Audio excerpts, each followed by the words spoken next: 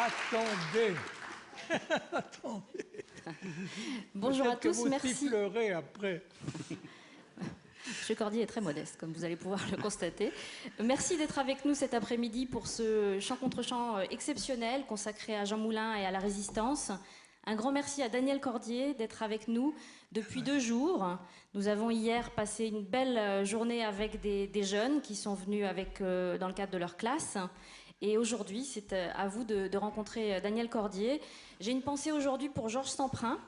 Georges Semprin qui m'avait le premier parlé de Monsieur Cordier et de son livre, alias Caracalla, dont je vous recommande la lecture. C'est un livre fantastique quand on veut comprendre la résistance et la situation de la France pendant la Seconde Guerre mondiale.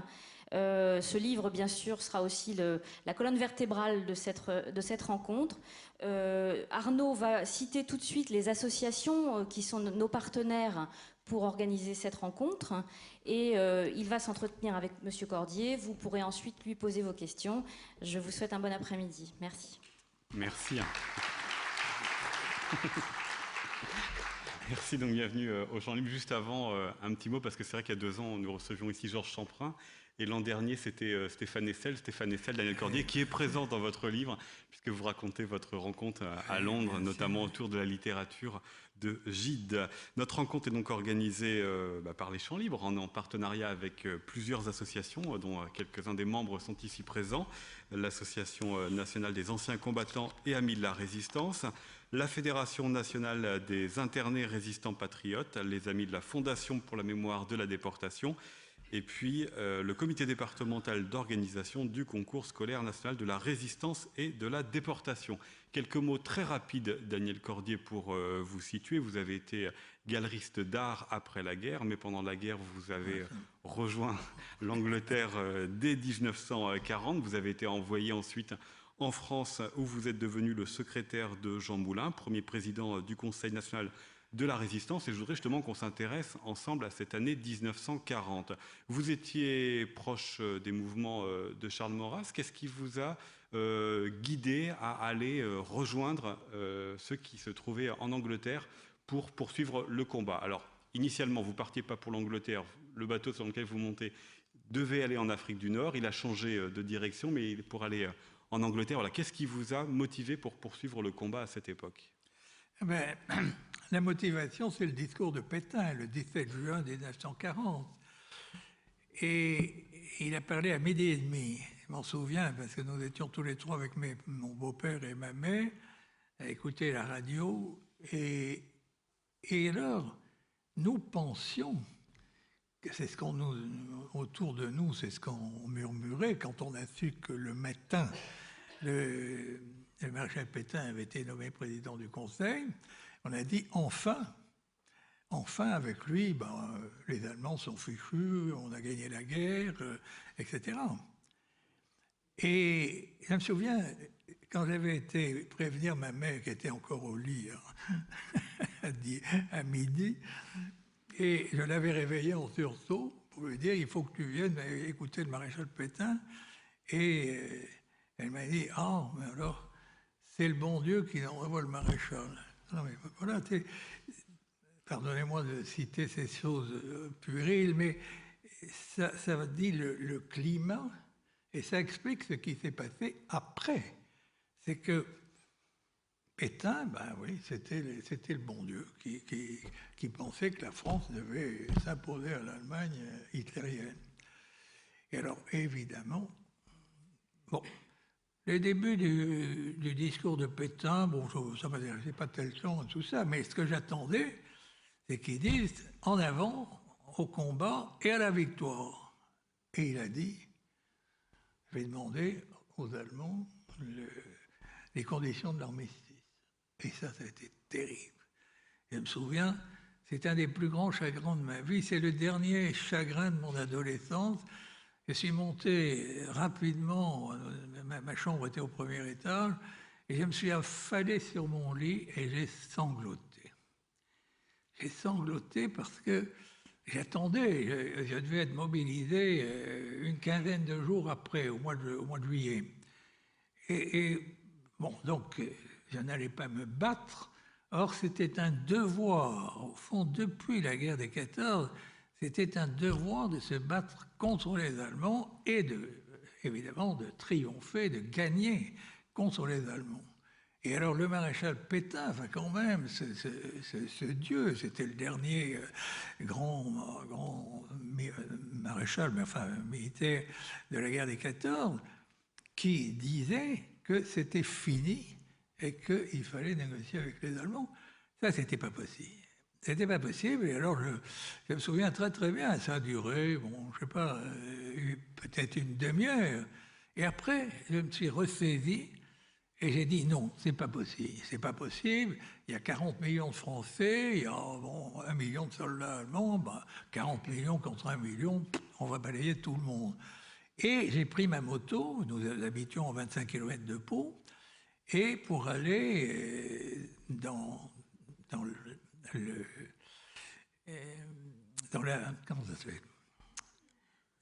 lieu où on faisait les réunions d'Action française, on vendait le journal, etc., etc. Et alors, quand je suis arrivé, il était 3 heures, je me souviens très bien, et il n'y avait personne, parce que mes camarades, qui étaient des collégiens, étaient au lycée. Voilà. Et alors après, quand ils sont arrivés, vers 4h, 4h30, voilà, c'est moi qui leur ai appris, parce que la plupart c'était des demi-pensionnaires qui n'avaient pas entendu la radio, ils n'avaient pas entendu. Et là, les réactions étaient intéressantes. Il y en a qui ont pleuré, il y en a qui ont dit mais quel salaud. Enfin, nous étions tout à fait tous d'accord pour continuer. Mais quoi faire? Et alors j'avais eu une grande idée qui me paraissait tout à fait extraordinaire, c'est que nous emprunterions les voitures de nos parents, les fusils de chasse, et que nous partirions sur la route, j'habitais Pau à ce moment-là, et à travers les Landes, et que nous irions à la rencontre de l'armée allemande qui quittait Bordeaux, qui était en train de descendre quelque part dans la route des Landes. Et puis alors, face au tank et tout ça, avec les fusils de chasse, on tuerait le plus qu'on pourrait, et puis on mourrait à notre tour, évidemment. Alors c'est curieux parce que ça n'a eu aucun succès. Mais non, parce qu'ils étaient tout à fait d'accord pour se battre. Ça, il n'y a pas de doute. Mais pas comme ça. Ce qu'ils voulaient, c'est quand même essayer de gagner, mais pas mourir après avoir tué quelques Allemands, éventuellement.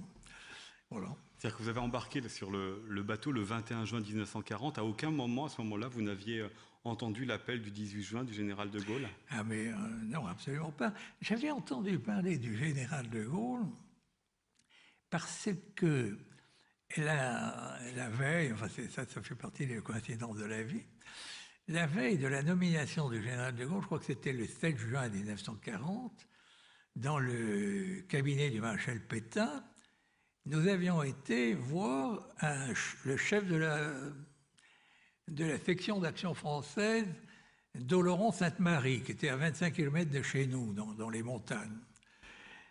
Et pour échanger des idées sur la situation, parce que la situation c'était le 10 juin, quelque chose comme ça.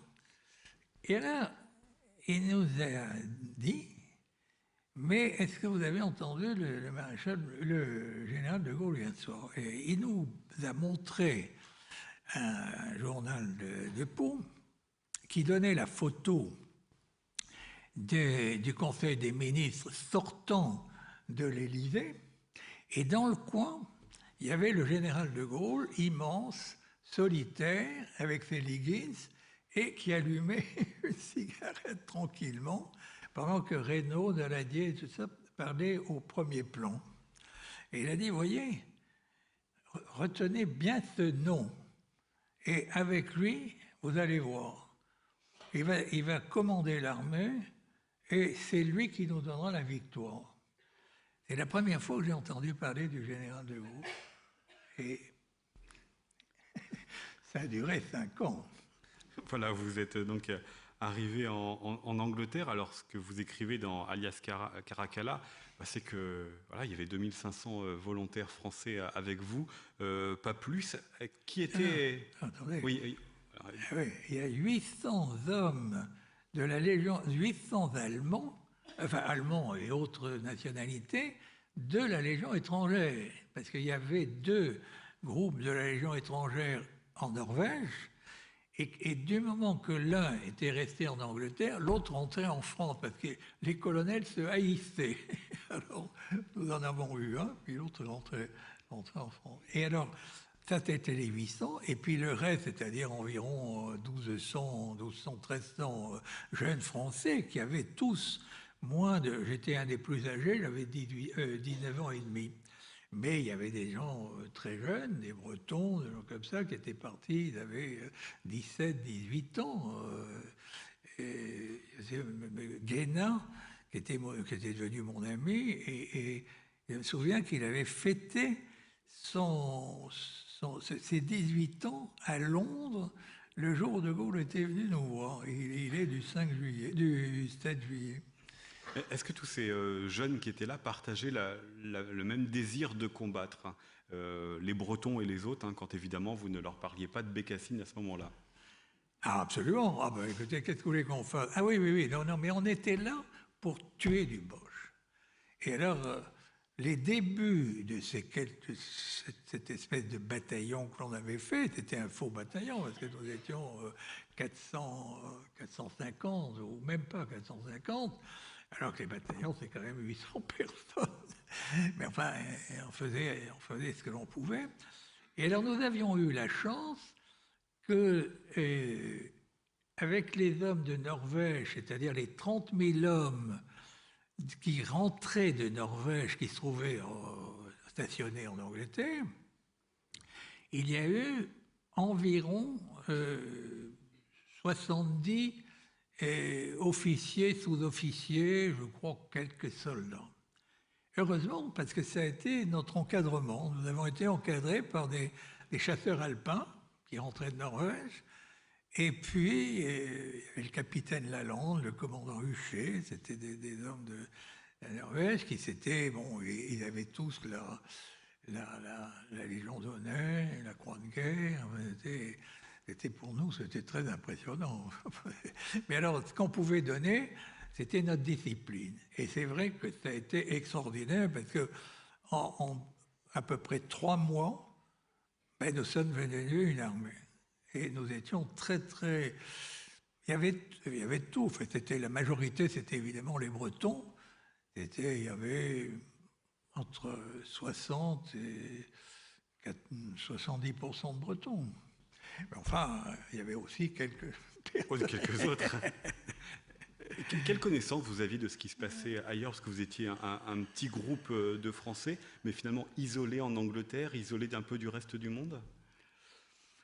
Vous savez, il faut savoir, enfin, aujourd'hui peut-être que tout ça a changé, mais qu'est-ce que connaît un garçon de 18 ans, de 17 ans, de 16 ans, en dehors de son ballon de football, de quelques filles qui commencent à découvrir, et puis ses études.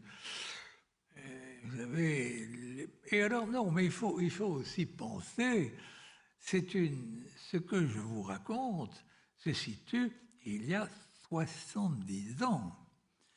Et la France, il y a 70 ans, d'abord nous étions beaucoup plus petits qu'aujourd'hui. Vous avez grandi, mais pas nous. Et c'est une autre France. Ça n'a plus... On était des enfants. Enfin, c'est ça que ça veut dire. On était des enfants. Alors vous l'avez dit, vous avez intégré un bataillon de chasseurs dans les premiers temps, mais vous n'avez pas fait que cela, puisque ce bataillon, il n'a pas duré jusqu'en 1942. Il a été dissous par De Gaulle, c'est ça? Il a été dissous par De Gaulle, parce que quand De Gaulle s'est occupé de nous, c'était très, très gentil. Il a passé la nuit de Noël avec nous. Je parle toujours de ça, parce que c'était quand même très touchant. C'était quand même le chef de la France libre. La France libre, c'était 3000 personnes. Mais enfin, c'était très émouvant de penser qu'il était venu probablement avec les plus jeunes. Enfin, il a passé la nuit de Noël avec nous. Et C'était quand il a dissous votre bataillon pour en faire autre chose. Alors, il était venu auparavant, il était venu quelques semaines auparavant, il rentrait d'Afrique, où il avait fait son premier voyage en Afrique, et il nous a dit, en Afrique, il y a des soldats noirs, mais ils n'ont aucun encadrement. Et vous deviendrez leurs officiers et leurs sous-officiers. Et donc, il faut dissoudre le bataillon et il faut le recomposer, c'est-à-dire qu'il va y avoir un groupe qui prépare les officiers, un groupe pour les tanks, et un groupe pour les motos, les canonniers, etc., etc. Et puis, tous, vous encadrerez ces troupes que nous pouvons avoir. Nous pouvons avoir quelques milliers de soldats. Et ça a été terrible. Ah oui, ça, c'était terrible. Je me souviens très bien, après que De Gaulle est parti, et donc nos officiers nous ont lu la liste dans chaque section de ceux qu'ils avaient choisis pour être officier, puis pour être motocycliste, je ne sais pas quoi. Et hélas, j'étais dans les élèves officiers. Et je me souviens très très bien, après qu'il a donné la liberté pour préparer le déménagement et tout ça, je suis allé me présenter à lui, et je lui ai dit, mais mon lieutenant, est-ce que vous me désignez pour faire une école d'officier, mais ça ne m'intéresse pas et je veux rester avec mes camarades.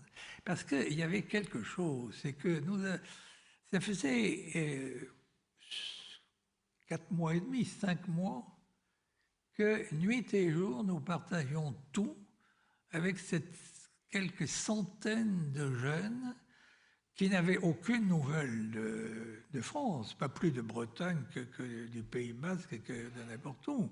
Il y avait pas, ça ne circulait pas. Après, il y a eu un petit peu de temps en temps, mais enfin, au début, nous n'avions absolument aucune nouvelle. Et donc, c'était notre famille, c'était notre patrie, c'était tout. C'était la première fois que nous quittions la France. Il y a une chose, il faut comprendre quelle est la France de cette époque. Il y a 70 ans, on passait les vacances ensemble, les grandes vacances, quand on en avait, et puis on allait au bain de mer, si on allait au bain de mer, mais je veux dire, on restait. Les gens ne quittaient pas la France. C'est tout à fait un autre univers que celui d'aujourd'hui, où on passe son temps à circuler en avion, enfin, de toutes les manières. Et donc, il y a ce sentiment-là, c'est que... Et ce sentiment... Alors, il y a une chose, c'est que nous n'avions pas beaucoup d'informations, surtout au début, parce que nous n'avions pas de journal, nous avons...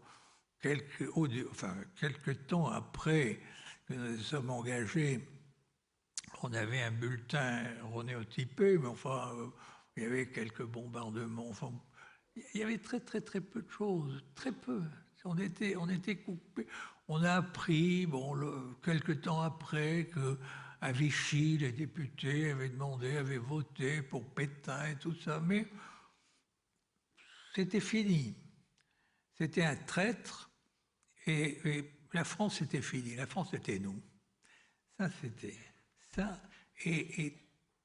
Enfin, c'est difficile de donner des dates, mais enfin, je veux dire, dès le commencement, et avec la visite du général de Gaulle, qui est venu nous voir le 6 juillet, à l'Olympia, nous étions pratiquement tous en civil, et c'est ce qui nous...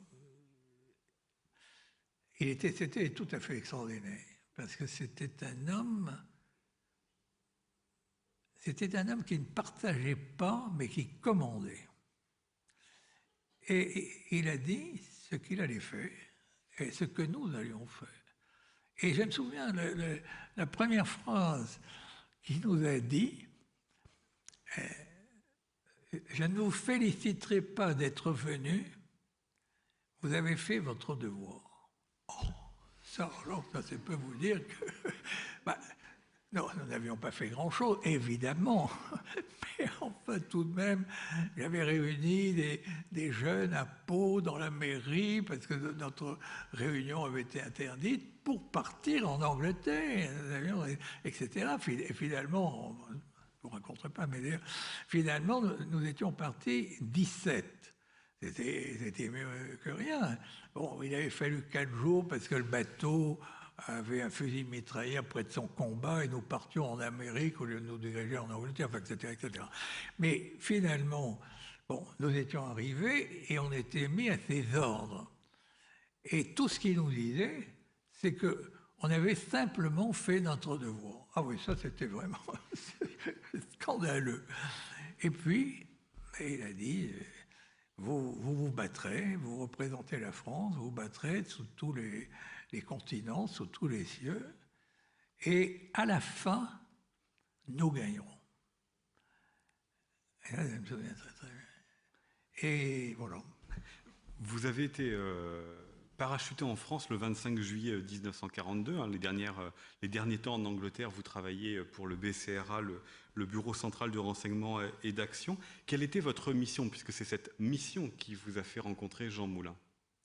Oui, simplement, je vous signale que si j'ai choisi le BCRA, c'est par désespoir. C'est-à-dire qu'il y a eu une vingtaine d'élèves, enfin de ceux qui avaient été nommés officiers, et à la fin de notre peloton, et qui sont partis en Afrique du Nord.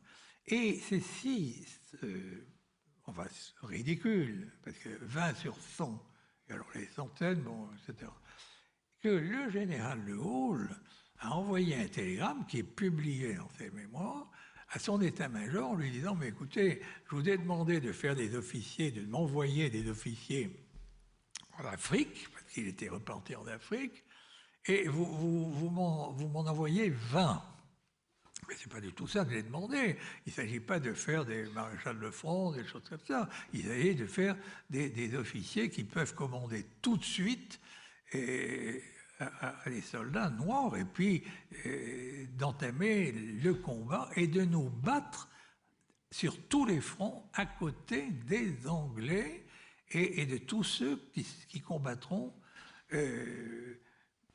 pour la victoire. Voilà. Et alors, au reçu de ce télégramme, alors je ne me souviens plus très bien le nombre, mais je crois qu'une quarantaine d'entre nous, dont malheureusement ou heureusement j'étais, ont été nommés,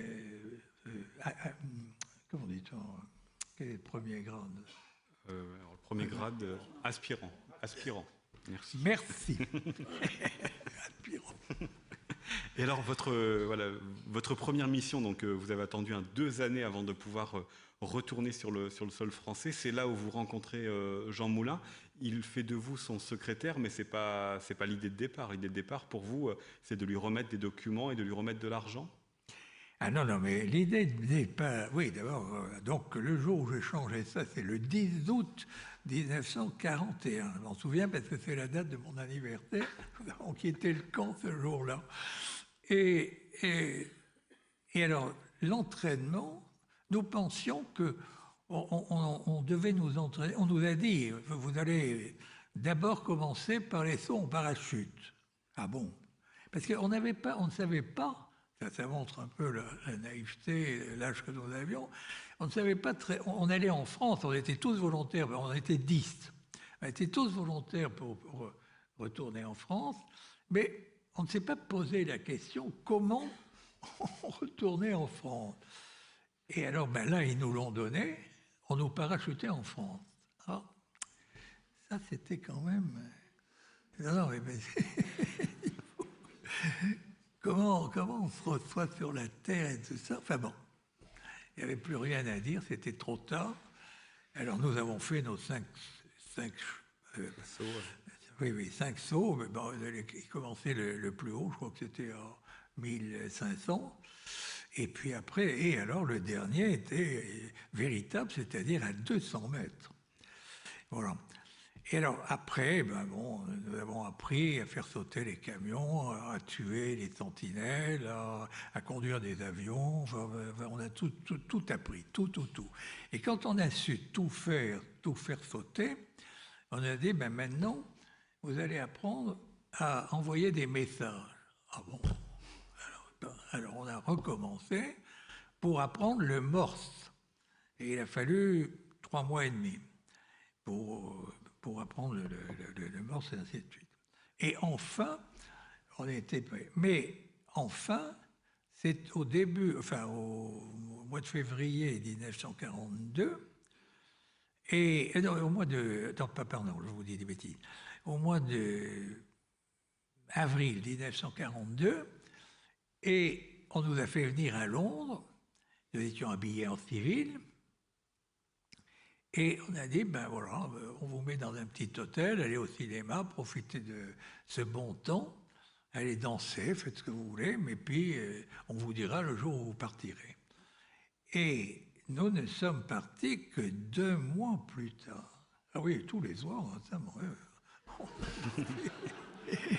c'était la belle vie. Mais enfin, il y avait 2 ans qu'on était venus en Angleterre pour tuer du Boche.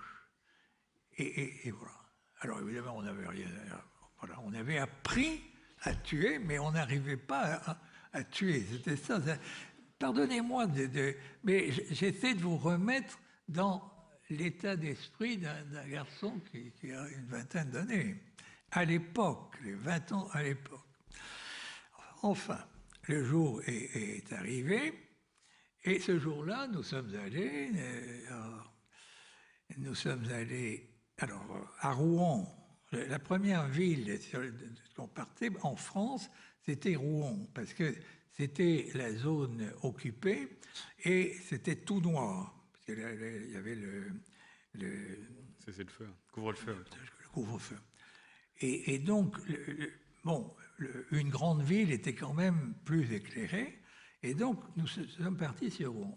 Mais arrivé à Rouen, la DCA a commencé à taper, éclairer de tous côtés, et notre avion, pour éviter les coups, on a éteint, et puis s'est mis à plonger, à dresser, etc. Ça, je me suis dit, c'est fini, je vais mourir.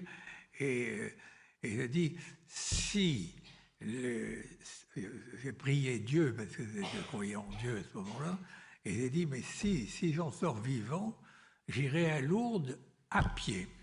C'est pas... Ouais. Et à peine avais-je fini, il n'y a aucun rapport, mais à peine avais-je fini cette chose-là, qu'à nouveau, l'avion était sorti de ce chaos et nous partions dans le sud.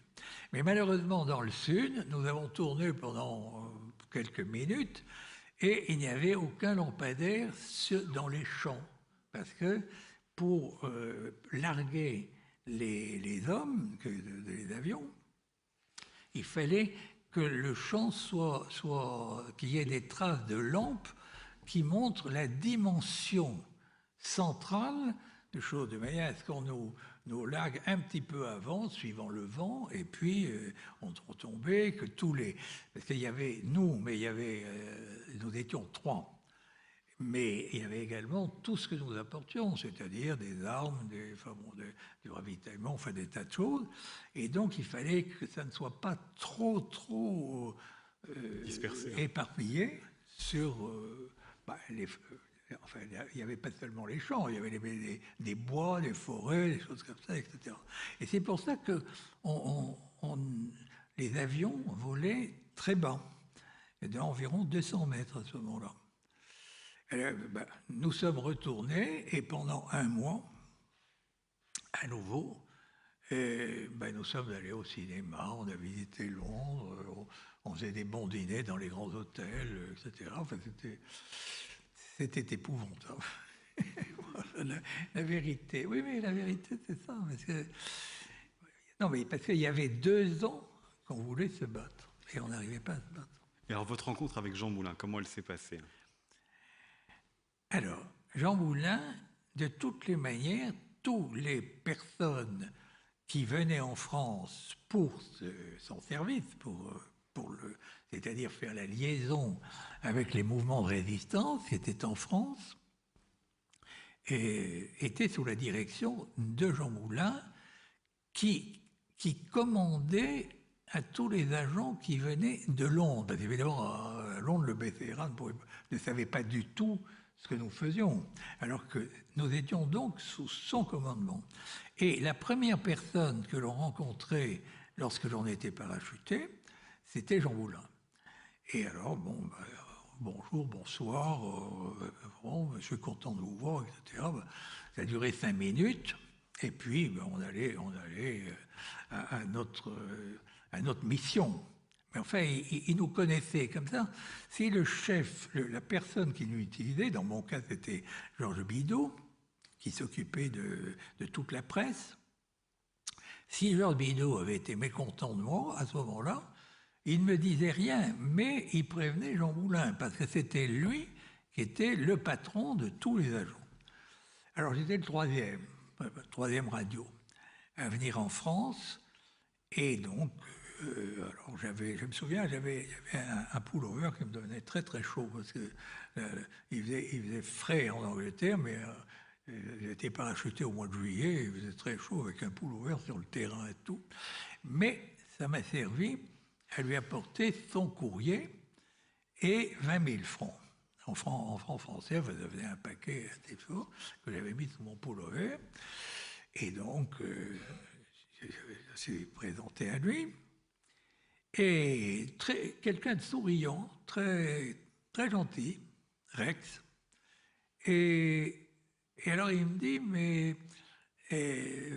vous viendrez ce soir à 19h, je ne me souviens plus le nom de choses, c'est près de la mairie et du Grand Théâtre de Lyon. Ah bon. Et alors, je me souviens, je cherchais à rectifier, j'étais en civil, mais cherchais à rectifier la position, parce que, bon, je ne savais pas s'il était général, je ne savais pas s'il était un militaire, un civil, qu'est-ce qu'il était. Je savais simplement qu'il était le patron. Mais comme on ne posait pas de questions, on ne me l'a jamais dit. J'ai simplement vu ce qu'il faisait. Voilà. Et alors... Donc il vous a embauché pour être son secrétaire. Ça voulait dire quoi, oui, ça ? Mais alors non, il m'a invité d'abord à dîner. Alors là, c'était un petit bistrot, mais enfin, c'était... Je me souviens, il a pris des saucisses, avec de la purée. Et alors moi j'ai dit la même chose. Vous savez, j'étais très très intimidé. Il avait 42 ans à ce moment-là. Il avait l'âge de mon père. Mais lui est très très très très aimable. Et alors il m'a demandé, mais qu'est-ce que vous voulez boire ? Bon, je ne savais pas, je buvais de l'eau. Il a dit, mais de l'eau Perrier. Il a dit, mais écoutez, il ne faut jamais manger en prenant de l'eau gazeuse, parce que sinon ça va vous donner des ballonnements. Voilà les rencontres avec lui. La première rencontre avec lui. Puis alors tout de suite, une fois qu'on a commandé, il était curieux, mais il m'a dit, mais alors, pourquoi vous êtes-vous engagé ? Et je lui ai dit, parce que la guerre était perdue et que le général de Gaulle continuait. Il me dit, oui, mais le maréchal Pétain avait été pour la paix. La France a signé la paix. Et alors, je lui ai raconté ce que j'ai essayé de vous dire. C'était un traître, que Pétain était un traître, et que, bon, c'était inadmissible, etc. Et il m'écoutait. Et alors, voyons que cet homme, qui avait l'âge de mon père, m'écoutait, était en train de commencer à dîner. Ça m'a donné un peu de courage pour lui raconter ce qu'il me demandait. Il me racontait de lui dire un peu que ma vie, mes opinions, choses comme ça. Et alors, à ce moment-là, et alors, petit à petit, je me disais, mais au fond, ça doit être un homme d'extrême droite. Hein, ça, c'est pas... Et alors, j'ai raconté à Bordeaux, j'avais fait les, les, les jeunesses, L'Action française. l'Action française, et la vente des journaux le soir sur le cours de l'intendance, Clémenceau, et tout ça, tous les soirs, enfin, etc. Et puis, enfin bon, et non, mais il écoutait très très gentiment, de temps en temps il souriait, tout ça, alors ça me donnait beaucoup de courage pour lui expliquer qui j'étais. Et alors, quand j'ai eu terminé, et il m'a dit, mais au fond, je me rends compte de la chance que j'ai eue d'avoir un père qui était d'extrême gauche. Ah bon, je n'ai rien dit. Je vous le dis à vous, mais je n'ai rien dit. Et alors, c'est très curieux, c'est la seule fois, il m'a raconté son enfance, que je comprenais, mais il ne m'a pas dit les noms de son village, des choses comme ça, mais enfin, je comprenais que c'était le sud de la France, que c'était le soleil, que c'était une autre chose que j'étais né à Bordeaux, que c'était autre chose que mon pays. Et bon, je ne disais rien.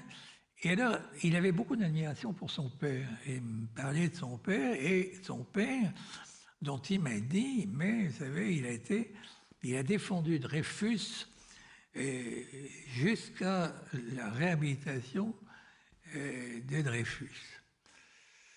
Bon, ça, il me disait, peut-être qu'il ne sait pas que Dreyfus est un traître, n'est-ce pas? Alors peut-être, mais je n'ai rien dit. Parce que quand même, là, ça avait l'air très important dans sa famille. Voilà comment ça a commencé. Et puis alors, après, bon, quand c'était fini, il m'a demandé des nouvelles de Londres, ce que je faisais à Londres, etc., etc. Et puis nous sommes sortis, nous sommes partis le long des quais. Il devait être 10h30, 11h du soir. Et puis, nous avons marché, puis nous avons pris une rue qui aboutissait non loin de la gare de Perrache. Il a dit, regardez, il s'est arrêté au bout de la rue, il a dit, regardez le numéro, vous lirez le nom de la rue en sortant, on était presque au bout, et demain matin, je vous attends à 7h du matin ici. Et bonsoir, et il a claqué la porte.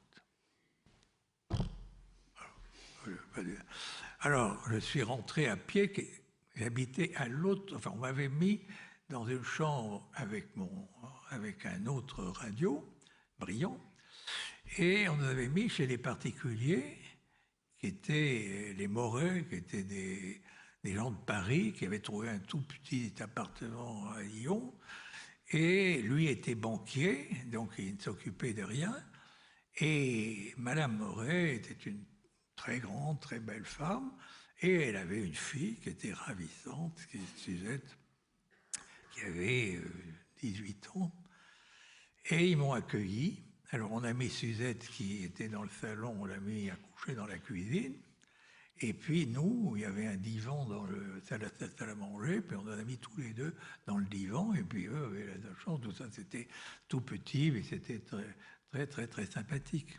Voilà. Alors racontez-nous, influencé par Jean Moulin, vous êtes devenu à votre tour un homme de gauche, mais racontez-nous qu'est-ce que ça voulait dire être secrétaire de Jean Moulin à la tête d'une résistance depuis Lyon qui était éclatée, c'était des petits groupes avec aussi peu de monde dans la résistance. Qu'est-ce qu'était être secrétaire? Alors voilà, alors donc le lendemain matin, je suis allé le voir à 7h, comme il m'avait dit. Alors, il était assis à une table, il y avait une petite table entre les deux fenêtres, c'était une chambre qu'il louait, c'était là. Et il était assis sur une chaise devant cette table, il y avait le courrier que je lui avais apporté, et moi, il m'avait installé dans le fauteuil. Alors, c'était pas... Bon. Et heureusement, il me dit, mais alors, vous avez bien dormi? Et je lui répète, ah non, pas du tout, je n'ai pas, n'ai pas dormi. Ah, il me dit, mais pourquoi? Mais je lui dis, mais parce que hier soir, vous m'avez dit que vous vouliez me garder comme secrétaire, mais j'ai une mission, et mon ordre de mission, c'est d'être le le secrétaire de Georges Bidault. Et par conséquent, je voudrais le rejoindre. Oh, il m'a dit, bon, j'écrirai à Londres. Plus jamais nous n'avons parlé de ça, c'était terminé. Voilà les trucs. Et alors, pas ce jour-là, parce que ce jour-là, il m'a donné à déchiffrer son courrier, c'était un courrier très long, etc. Enfin, c'était le premier jour. Et alors, le lendemain matin, il m'a, à la même heure, tous les matins, j'avais rendez-vous avec lui à 7 heures. Et alors, il m'a expliqué ce qu'il attendait de moi, qu'est-ce que je veux faire près de lui. Alors, bon, ben, il fallait trouver des locaux pour le secrétariat, pour la secrétaire, pour moi, pour tout ça. Il fallait trouver une secrétaire, il fallait trouver des courriers. Et puis, j'avais des contacts avec tous les chefs de la résistance qu'il allait me présenter, car il m'a présenté les uns après les autres, tous les chefs, c'est pas énormément de monde, mais enfin, quand même, les chefs de ces services et de choses comme ça. Et alors, je me souviens, moi, j'étais un peu inquiet, parce que évidemment, j'étais venu à Lyon, c'était la première fois que j'étais à Lyon, j'étais de Bordeaux, j'avais voyagé à Biarritz, à Pau, enfin bon, et un peu à Paris, mais enfin, c'est tout ce que je connaissais de la France. Et je lui ai dit, mais alors, est-ce que votre secrétariat va me donner tout ça? Il me dit, mais comment le secrétariat? Et mon secrétariat, c'est vous. Ah bon, alors, il m'a dit, mais ne vous inquiétez pas, je vais vous présenter au chef de la résistance, enfin au chef, mais à leurs adjoints, et je vais leur demander de vous fournir tout ce dont vous avez besoin, des chambres, des bureaux, une secrétaire, des courriers, etc. Ne vous inquiétez pas, vous aurez tout ce dont vous avez besoin. Ah bon, super. Et alors, tout ça, bon, alors l'accélère, c'est que les résistants très gentils, écoutez, ils m'ont dit, écoutez, oui, on va regarder ce qu'on peut vous donner, tout ça, le représentant de combat, de libération de Fontiret. Et puis, environ 15 jours plus tard, les uns après les autres, ils m'ont dit, écoutez, on est désolé, mais pour l'instant, on ne peut rien vous donner. Et pendant presque les 2 ans où je suis resté, jamais ils n'ont donné personne, ni rien, ni rien, parce qu'ils n'avaient rien. C'est pour ça.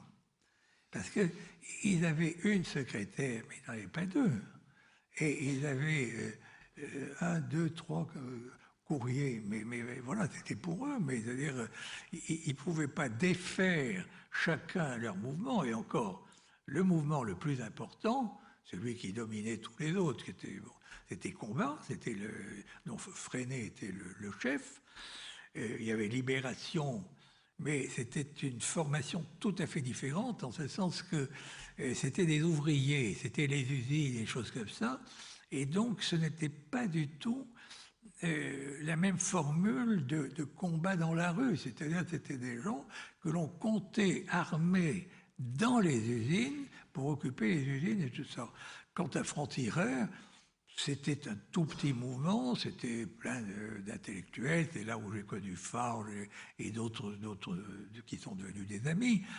Mais bon, c'était de la propagande, c'était des républicains, mais bon, c'était très peu de choses. Et donc, voilà. Et donc, effectivement, il a fallu.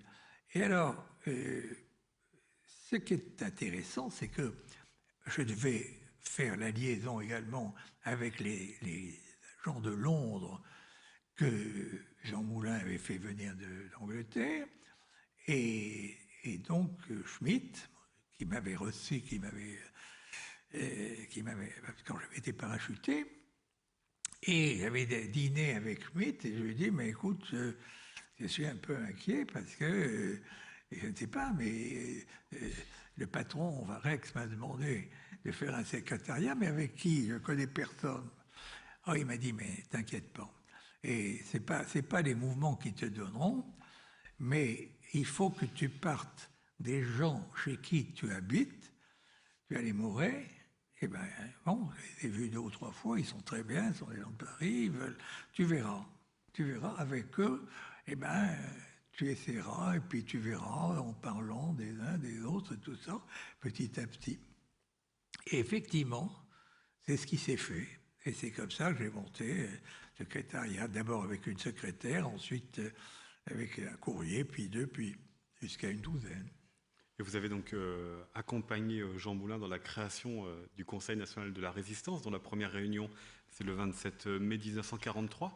Est-ce que vous pouvez nous rappeler aussi quels étaient les objectifs du CNR? C'était continuer le combat, mais aussi et surtout préparer la France d'après la guerre? Oui, mais si vous me permettez, je voudrais revenir à la création du CNR, parce qu'il semble qu'il y a des idées qui ne sont pas très, très claires, enfin même chez les historiens. C'est que Jean Moulin donc était le patron de la zone sud seulement. Paris, tout ça, la zone occupée, c'était des services de renseignement, c'était pas du tout des mouvements de résistance à cette époque-là. Et en zone sud, Jean Moulin était pour les états-majors de mouvement, mais il n'avait pas les mêmes idées que Londres. Il souhaitait que les mouvements restent séparés et qu'il ait des contacts personnels avec les chefs et éventuellement, moi j'avais avec les secrétaires et puis ainsi de suite, mais que la résistance reste séparée parce qu'il craignait beaucoup les imprudences des uns et des autres. Parce que la zone libre n'était pas occupée par les Allemands. Et de ce fait, c'était terrifiant. Et quand on arrivait d'Angleterre, où tout de même on avait été formé pendant 1 an en nous apprenant que, par exemple, les radios avaient le droit de faire 3 émissions par semaine. Et 3 émissions de environ 20 minutes par semaine. Et bon, le reste du temps, ils faisaient ce qu'ils voulaient, ils sortaient, comme ça. Bon, mais la résistance, c'était pas du tout ça. La résistance sur le terrain. Parce que si on avait fait ça, et si on avait vu 3 personnes par jour, ou 4 personnes, parce que c'était ça, les choses, il n'y avait pas de résistance, il n'y avait plus rien. Donc, c'était tout à fait... La résistance et la vie, c'était pas du tout ce que l'on apprenait, ce que l'on nous avait appris pendant 1 an en Angleterre, c'était la réalité. Et cette réalité, c'est qu'il n'y avait pratiquement personne et que, il y avait quelques personnes, quelques permanents, parce que tous les autres travaillaient. Dans la résistance, la plupart des gens travaillaient parce qu'il fallait qu'ils vivent. Donc ils avaient un travail et ainsi de suite. Alors bon, au bout de quelques temps, les cadres de la résistance, c'est-à-dire Freinet, les états-majors, les gens qui les accompagnaient, ont eu de quoi vivre parce qu'il fallait qu'ils circulent à l'intérieur de la zone sud pour prendre contact, pour faire des réunions, pour essayer de recruter. Parce que ce problème de départ, c'est de constituer cette résistance. Et au moment où je suis arrivé, c'était très peu de choses. C'était très peu de choses en 1942. Voilà. Alors, le but du CNR, l'objectif du CNR. Pardon. Et alors, voilà la première chose. Mais Londres a imposé, et c'est l'arrivée de André Philippe, qui était un député socialiste de Lyon, que De Gaulle a fait venir pour avoir quelqu'un d'un peu connu, à qui il a tout de suite confié le ministère, entre guillemets, de l'Intérieur. Et c'est André Philippe qui a demandé à Jean Moulin de faire un comité de coordination pour rassembler tous les trois chefs des mouvements, et dont lui était le président, avec un double vote. C'est-à-dire qu'il avait, s'il y avait des difficultés, il pouvait intervenir pour créer la majorité. Ça s'est passé à l'automne 1942. Mais à l'automne, pendant que Freinet et Dastier se trouvaient en Angleterre, Jean Moulin et le représentant de Franc-Tireur n'ayant pas pu aller, ils ont raté les avions, ils n'ont pas pu venir, c'était assez compliqué. Bon, enfin, donc ils ont été séparés. Et à ce moment-là, le 8 septembre, je crois, il y a eu le débarquement d'Afrique du Nord, le 8 octobre, je crois, je ne me souviens plus. C'est le 8 septembre ou le 8 octobre. Il y a eu le débarquement en Afrique du Nord et tout a changé. Parce que le général de Gaulle, qui depuis 2 ans s'exprimait comme la seule force de militaires qui combattait depuis le premier jour à côté des Anglais, tout d'un coup, le général de Gaulle, avec ses quelques milliers, enfin après 2 ans, il y avait quelques milliers de soldats, bon, mais enfin, il n'y avait pas beaucoup, et tout d'un coup, il y avait toute l'Afrique du Nord qui était occupée par les Anglais et les Américains, et le général Giraud, et surtout l'amiral Darlan au début, ce qui était absolument une honte. L'amiral Darlan était un traître, et c'était lui qui tout d'un coup traitait avec les Américains pour constituer l'armée de la France qui allait reconquérir la France, et ainsi de suite. Enfin, il y a eu quelques semaines et quelques mois qui ont été terribles. Et nous pensions, parce que nous n'avions pas beaucoup d'informations, mais enfin, les informations qu'on avait, c'était ça. Nous pensions que le général de Gaulle, c'était fini. C'était fini. Parce que le général de Gaulle était interdit d'Afrique du Nord. Et il n'a pu se rendre en Afrique du Nord, pardonnez-moi de vous rappeler ce fait, mais que 7 mois après le débarquement du mois de novembre. Voilà. Donc, il y a cette chose-là. Et donc, pendant cette période, bon, il est allé rencontrer Roosevelt et Churchill au Maroc. Ça n'a rien donné. Et voilà. C'était donc... qu'est-ce qu'était le général de Gaulle? Oui, c'était notre général. C'était lui qui... etc., etc. Mais enfin, bon, ceux qui faisaient la guerre, ceux qui avaient des bateaux, ceux qui avaient des territoires, et puis c'est surtout ceux qui avaient des soldats, qui avaient une armée, c'était le général, c'était l'amiral Darlan, c'était le général Giraud, puis ainsi de suite. Alors, rapidement, parce qu'il nous reste très peu de temps avant les questions du public. D'accord. Donc il va me rester 2 questions. La première, c'est justement, donc, je reviens sur les objectifs du Conseil national de la résistance. C'était préparer les institutions de la France une fois qu'elles seraient libérées.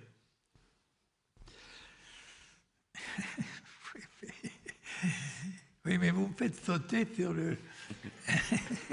Non, mais parce que, bon, peut-être que vous connaissez par cœur tout ce que je suis en train de vous dire, je ne sais pas. Non. Mais, mais parce qu'il y a des... Pardonnez-moi, je prends un peu de temps, mais on prolongera un petit peu si vous êtes d'accord. Il n'y a pas de problème. Oui, mais j'essaie de vous montrer dans le temps ce qui s'est passé. Donc, après ça, au mois de novembre, le journal Libération c'est-à-dire les socialistes, ont proposé de faire un conseil de la résistance. J'emploie, pour cet organisme, j'emploie pour tous les mouvements, pour tout ça, le même vocable, de manière à ce que l'on comprenne, parce que chacun avait un nom différent pour ce même organisme. C'est-à-dire, le conseil de la résistance, c'était essentiellement des représentants des anciens partis politiques. Il y en avait, suivant les groupes, 6, 7, 5, etc. Et puis, qui n'avaient pas résisté, je dois te dire tout de suite. Mais enfin, c'était le retour à la démocratie et à la République, par la résistance, parce que le général de Gaulle avait d'autres projets. Et il y a eu en même c'était au mois de novembre. Et 15 jours, 3 semaines après, il y a un homme, c'était Pinault, qui était allé à Londres et qui avait reçu une mission du général de Gaulle en France, etc., qui avait été venu en France, qui avait été mis en prison et qui s'était évadé. Et, bon, il n'avait plus rien à faire.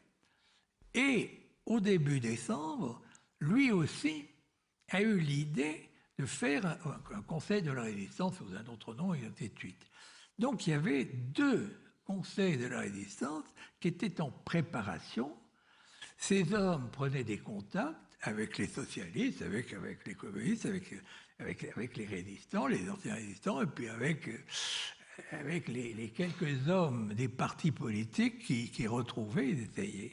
Il y en avait 2. Mais ces 2 organismes n'étaient pas du tout gaullistes. Bien entendu qu'ils criaient « Vive le général de Gaulle » parce que leurs troupes étaient gaullistes. Il y a pas, c'est un mot très vague.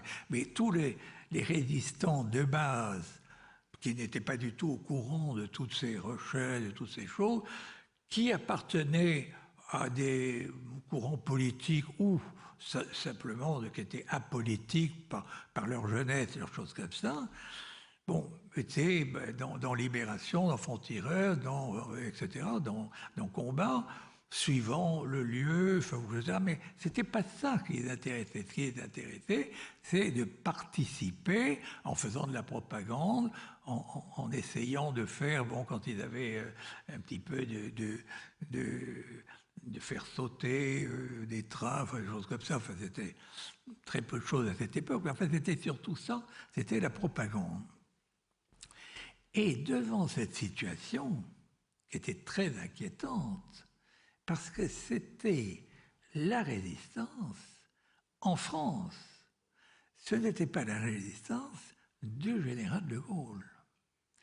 Or, le général de Gaulle, à l'automne, en décembre 1941, quand Moulin était à Londres, bon, il ne pouvait pas être parachuté en France parce qu'il n'y avait pas les terrains, il n'y avait pas les hommes, il n'y avait pas, etc., etc. Et finalement, au lieu de parachuter 15 jours après avoir eu sa mission auprès de libération, de combat et de front d'erreur, à qui de Gaulle donnait de l'argent et tout ça, était toujours en Angleterre. Mais le général de Gaulle, et c'est très important, avait indiqué à Jean Moulin et avait donné un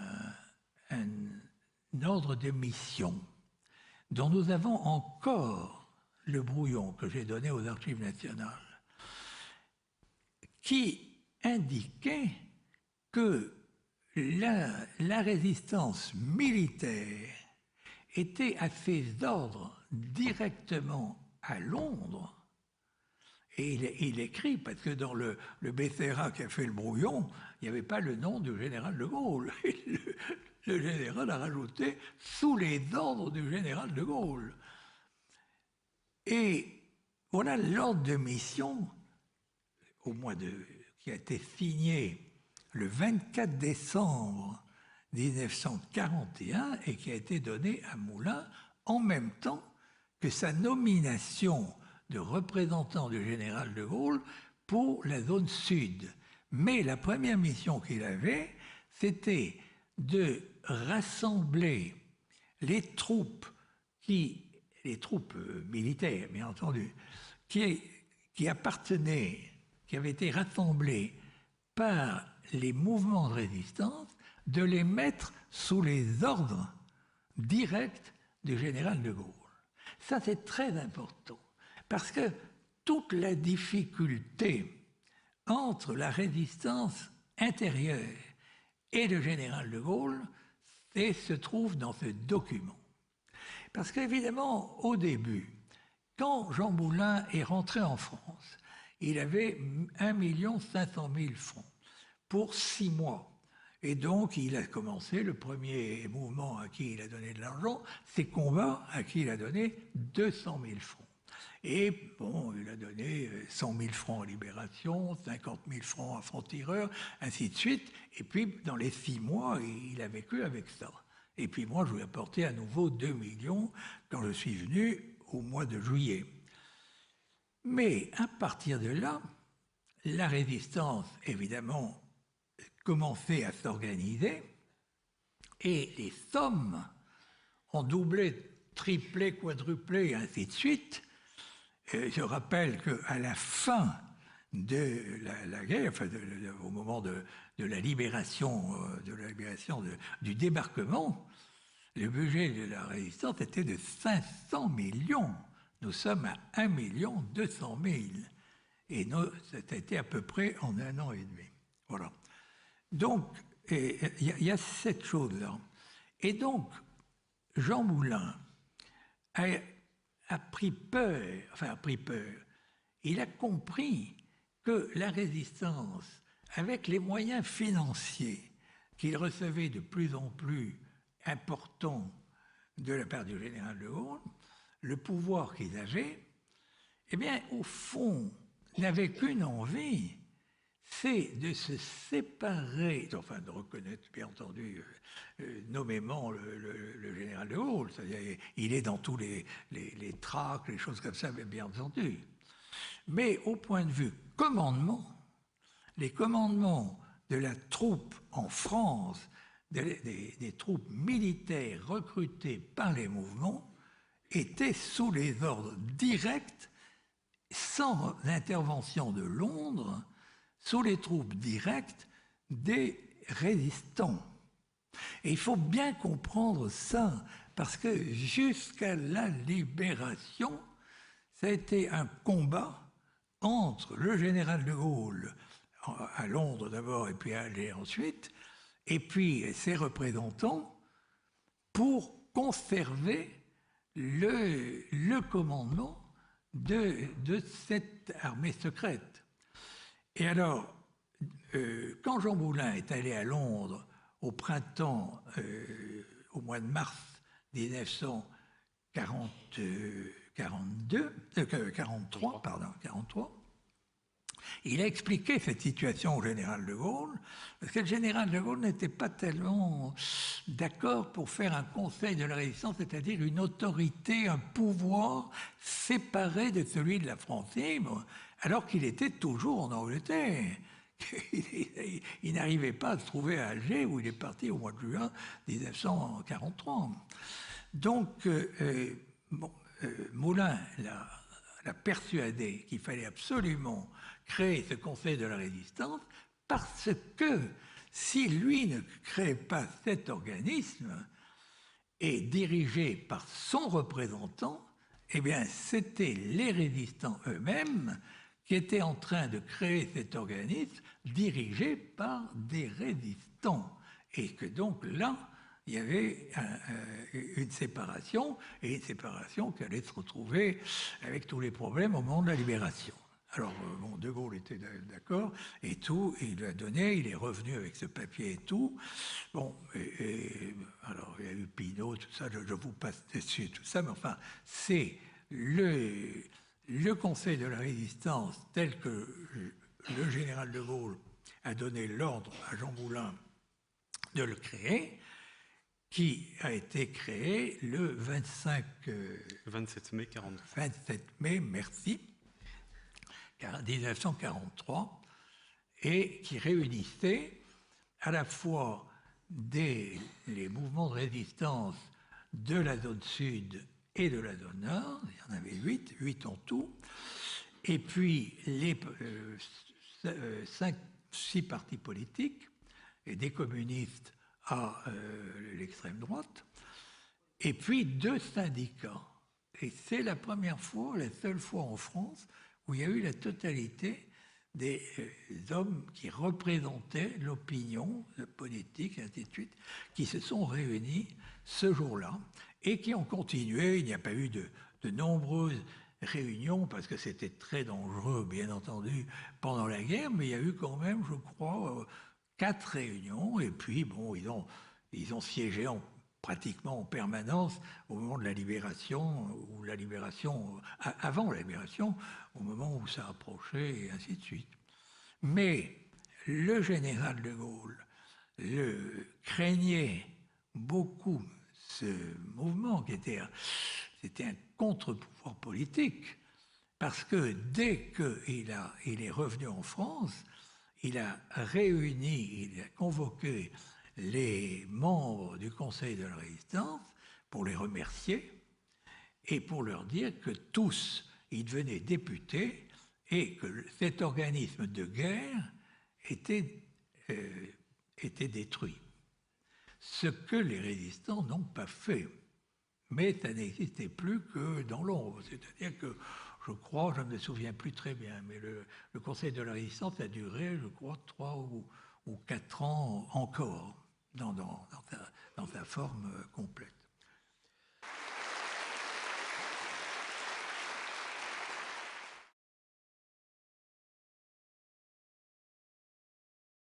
Conserver le commandement de cette armée secrète. Et alors, quand Jean Moulin est allé à Londres au printemps, au mois de mars 1943, il a expliqué cette situation au général de Gaulle, parce que le général de Gaulle n'était pas tellement d'accord pour faire un conseil de la résistance, c'est-à-dire une autorité, un pouvoir séparé de celui de la France libre, alors qu'il était toujours en Angleterre. Il n'arrivait pas à se trouver à Alger, où il est parti au mois de juin 1943.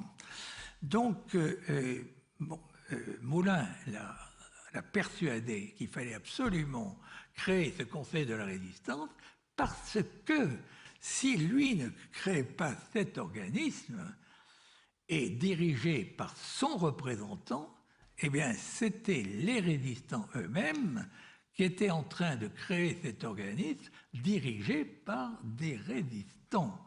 Et que donc là, il y avait une séparation, et une séparation qui allait se retrouver avec tous les problèmes au moment de la libération. Alors, bon, De Gaulle était d'accord, et tout, il lui a donné, il est revenu avec ce papier et tout.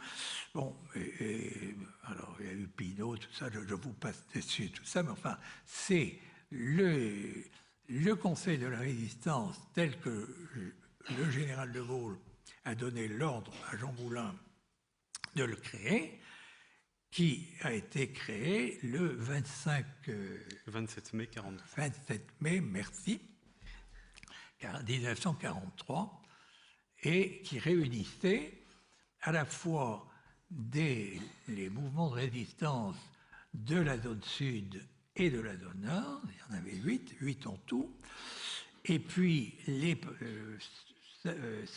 6 partis politiques, et des communistes à l'extrême droite, et puis 2 syndicats.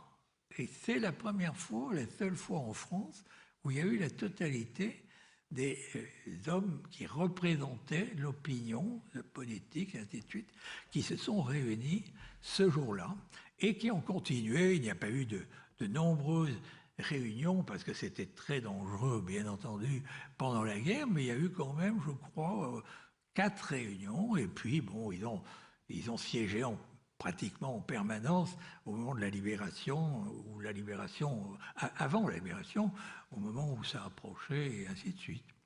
Mais le général de Gaulle craignait beaucoup ce ridicule, parce que 20 sur 100, et alors les centaines, bon, etc., que le général de Gaulle a envoyé un télégramme qui est publié dans ses mémoires à son état-major en lui disant « Mais écoutez, je vous ai demandé de faire des officiers, de m'envoyer des officiers en Afrique, parce qu'il était replanté en Afrique, et vous m'en envoyez 20. » Mais ce n'est pas du tout ça que j'ai demandé. Il ne s'agit pas de faire des maréchals de front, des choses comme ça. Il s'agit de faire des officiers qui peuvent commander tout de suite à des soldats noirs, et puis d'entamer le combat et de nous battre sur tous les fronts à côté des Anglais et de tous ceux qui combattront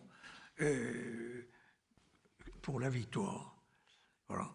Et alors, au reçu de ce télégramme, alors je ne me souviens plus très bien le nombre, mais je crois qu'une quarantaine d'entre nous, dont malheureusement ou heureusement j'étais, ont été nommés, comment dit-on, quel est le premier grade? Alors, le premier grade, aspirant. Merci. Merci. Aspirant. Et alors, votre première mission, donc vous avez attendu 2 années avant de pouvoir retourner sur le sol français. C'est là où vous rencontrez Jean Moulin. Il fait de vous son secrétaire, mais c'est pas l'idée de départ. L'idée de départ, pour vous, c'est de lui remettre des documents et de lui remettre de l'argent? Ah non, mais l'idée de départ, oui, d'abord, donc le jour où j'ai changé ça, c'est le 10 août 1941. Je m'en souviens parce que c'est la date de mon anniversaire. Nous avons quitté le camp ce jour-là. Et alors, l'entraînement, nous pensions que on devait nous entraîner. On nous a dit, vous allez d'abord commencer par les sauts en parachute. Ah bon? Parce qu'on ne savait pas. Ça montre un peu la naïveté, l'âge que nous avions. On ne savait pas on allait en France, on était tous volontaires, on était 10. On était tous volontaires pour retourner en France, mais on ne s'est pas posé la question comment on retournait en France. Et alors, là, ils nous l'ont donné, on nous parachutait en France. Ah, ça, c'était quand même... Non, mais comment on se reçoit sur la terre et tout ça? Enfin bon, il n'y avait plus rien à dire, c'était trop tard. Alors nous avons fait nos 5 sauts, mais bon, il commençait le plus haut, je crois que c'était en 1500.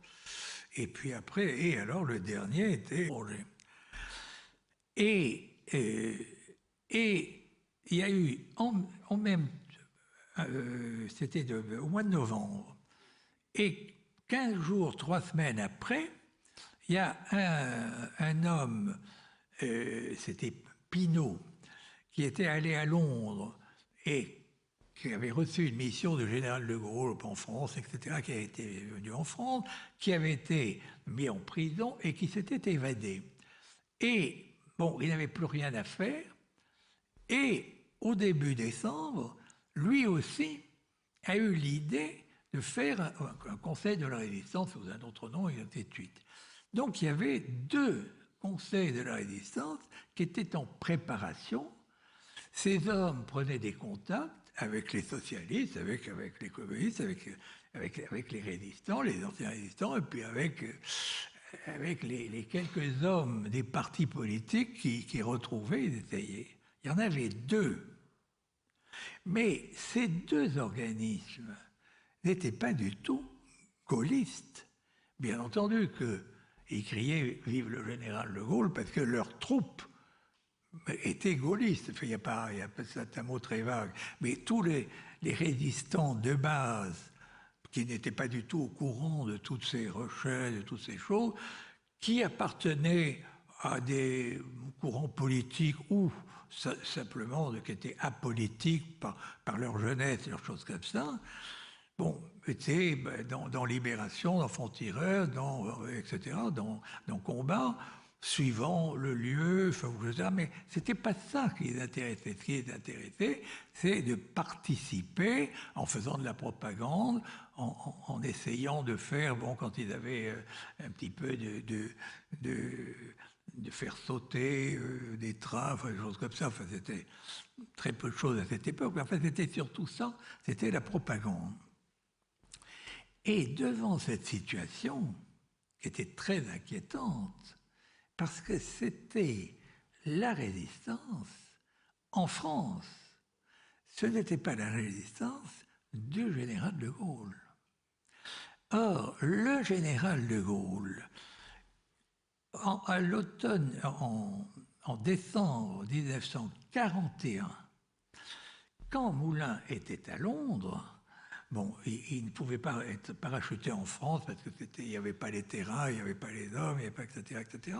Et finalement, au lieu de parachuter 15 jours après avoir eu sa mission auprès de libération, de combat et de front d'erreur, à qui De Gaulle donnait de l'argent et tout ça, d'abord commencer par les sauts en parachute. Ah bon? Parce qu'on ne savait pas. Ça montre un peu la naïveté, l'âge que nous avions. On ne savait pas très. On allait en France, on était tous volontaires, on était 10. On était tous volontaires pour retourner en France, mais on ne s'est pas posé la question comment on retournait en France. Et alors, là, ils nous l'ont donné, on nous parachutait en France. Alors, ça, c'était quand même. Non, mais Comment on se reçoit sur la terre et tout ça. Enfin bon, il n'y avait plus rien à dire, c'était trop tard. Alors nous avons fait nos 5 sauts, mais bon, ils commençaient le plus haut, je crois que c'était en 1500. Et puis après, et alors le dernier était véritable, c'est-à-dire à 200 mètres. Voilà. Et alors après, nous avons appris à faire sauter les camions, à tuer les sentinelles, à conduire des avions. Enfin, on a tout appris, tout.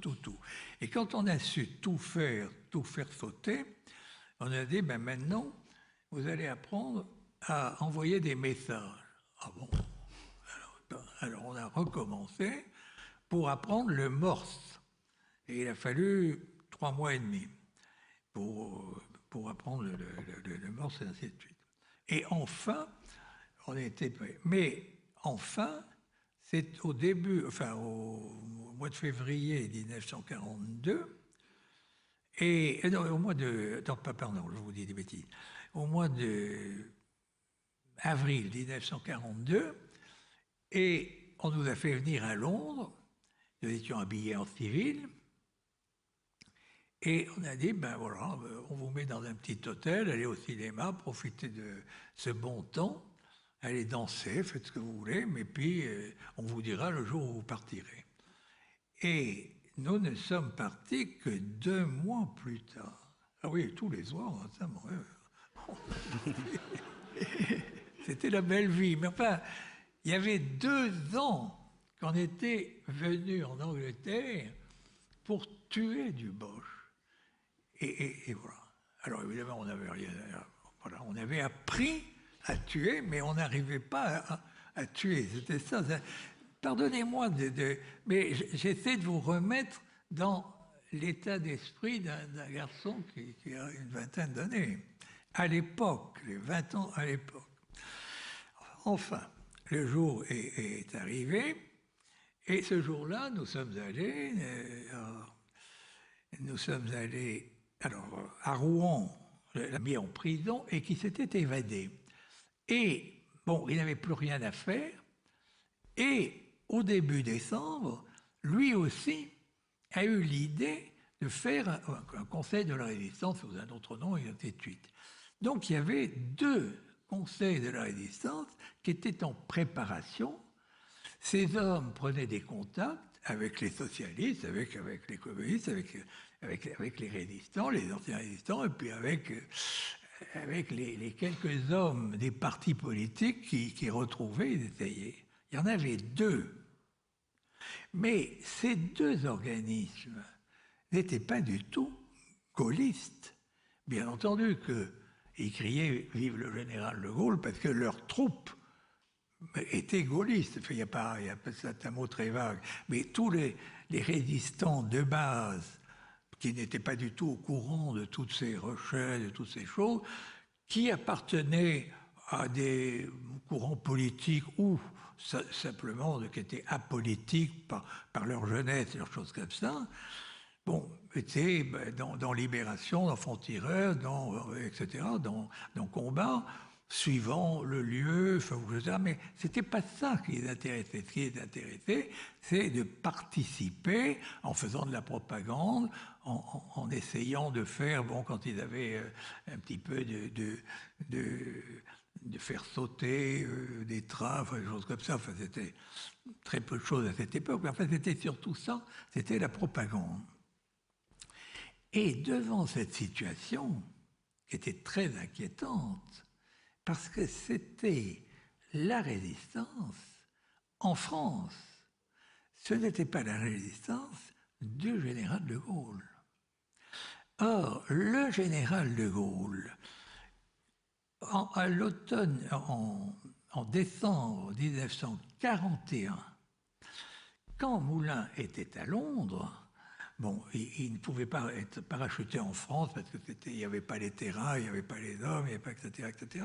Et finalement, au lieu de parachuter 15 jours après avoir eu sa mission auprès de libération, de combat et de frondeurs à qui de Gaulle donnait de l'argent et tout ça, était toujours en Angleterre.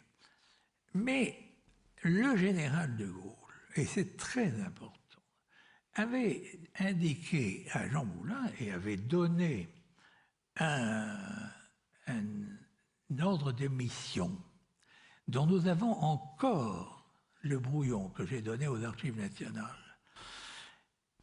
qui indiquait qu'il était tout à fait d'accord pour se battre. Ça, il n'y a pas de doute. Mais pas comme ça. Ce qu'il voulait, c'est quand même essayer de gagner, mais pas mourir après avoir tué quelques Allemands, éventuellement.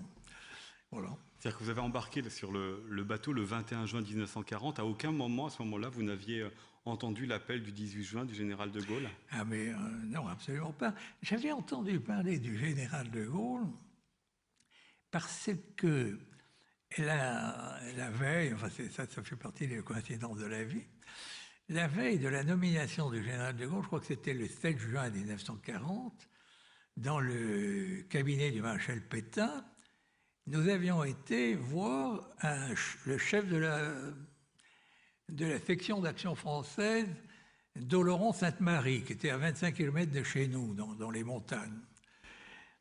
Et pour échanger des idées sur la situation, parce que la situation était...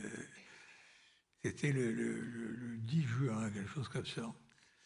Et là, il nous a dit, mais est-ce que vous avez entendu le général de Gaulle hier soir? Et il nous a montré un journal de Pau qui donnait la photo du Conseil des ministres sortant de l'Élysée.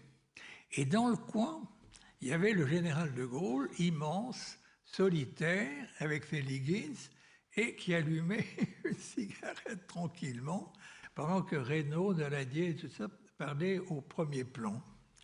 Et il a dit, voyez, retenez bien ce nom, et avec lui, vous allez voir, il va commander l'armée, et c'est lui qui nous donnera la victoire. C'est la première fois que j'ai entendu parler du général de Gaulle. Et ça a duré 5 ans. Voilà, vous êtes donc arrivé en Angleterre. Alors, ce que vous écrivez dans Alias Caracalla, c'est que voilà, il y avait 2500 volontaires français avec vous, pas plus. Qui était... Attendez. Oui, oui, il y a 800 hommes de la Légion, 800 Allemands, enfin Allemands et autres nationalités, de la Légion étrangère. Parce qu'il y avait 2 groupes de la Légion étrangère en Norvège Et du moment que l'un était resté en Angleterre, l'autre rentrait en France, parce que les colonels se haïssaient. Alors, nous en avons eu un, puis l'autre rentrait en France. Et alors, ça c'était les 800, et puis le reste, c'est-à-dire environ 1200, 1300 jeunes Français qui avaient tous moins de... J'étais un des plus âgés, j'avais 19 ans. J'avais entendu parler du général de Gaulle parce que la veille, enfin ça fait partie des coïncidences de la vie, la veille de la nomination du général de Gaulle, je crois que c'était le 7 juin 1940, dans le cabinet du maréchal Pétain, nous avions été voir le chef de la section d'action française d'Oloron-Sainte-Marie, qui était à 25 km de chez nous, dans les montagnes. Et pour échanger des idées sur la situation, parce que la situation c'était le 10 juin, quelque chose comme ça. Et là, il nous a dit, mais est-ce que vous avez entendu le général de Gaulle hier soir? Et il nous a montré un journal de Pau qui donnait la photo du Conseil des ministres sortant de l'Élysée, et dans le coin, il y avait le général de Gaulle, immense, solitaire, avec ses leggings, et qui allumait une cigarette tranquillement, pendant que Reynaud, Daladier et tout ça parlaient au premier plan. Et il a dit, voyez, retenez bien ce nom, et avec lui, vous allez voir, il va commander l'armée, et c'est lui qui nous donnera la victoire. C'est la première fois que j'ai entendu parler du général de Gaulle. Et ça a duré 5 ans. Voilà, vous êtes donc arrivé en Angleterre. Alors, ce que vous écrivez dans Alias Caracalla, c'est que voilà, il y avait 2500 volontaires français avec vous, pas plus. Qui était... Attendez. Oui, il y a 800 hommes de la Légion, 800 Allemands, enfin Allemands et autres nationalités, de la Légion étrangère. Parce qu'il y avait 2 groupes de la Légion étrangère en Norvège, et du moment que l'un était resté en Angleterre, l'autre rentrait en France, parce que les colonels se haïssaient. Alors, nous en avons eu un, puis l'autre rentrait en France. Et alors, ça c'était les 800, et puis le reste, c'est-à-dire environ 1200, 1300 jeunes Français qui avaient tous moins de... J'étais un des plus âgés, j'avais 19 ans et demi. Mais il y avait des gens très jeunes, des Bretons, des gens comme ça, qui étaient partis, ils avaient 17, 18 ans. Guénin, qui était devenu mon ami, et je me souviens qu'il avait fêté ses 18 ans à Londres le jour où De Gaulle était venu nous voir. Il est du 5 juillet, quelques milliers de soldats. Bon, mais enfin, il n'y avait pas beaucoup. Et tout d'un coup, il y avait toute l'Afrique du Nord qui était occupée par les Anglais et les Américains, et le général Giraud, et surtout l'amiral Darlan au début, ce qui était absolument une honte. L'amiral Darlan était un traître, et c'était lui qui tout d'un coup traitait avec les Américains pour constituer l'armée de la France qui allait reconquérir la France, et ainsi de suite. Enfin, il y a eu quelques semaines et quelques mois qui ont été terribles. Et nous pensions, parce que nous n'avions pas beaucoup d'informations, mais enfin, les informations qu'on avait, c'était ça. Nous pensions que le général de Gaulle, c'était fini. C'était fini. Parce que le général de Gaulle était interdit d'Afrique du Nord.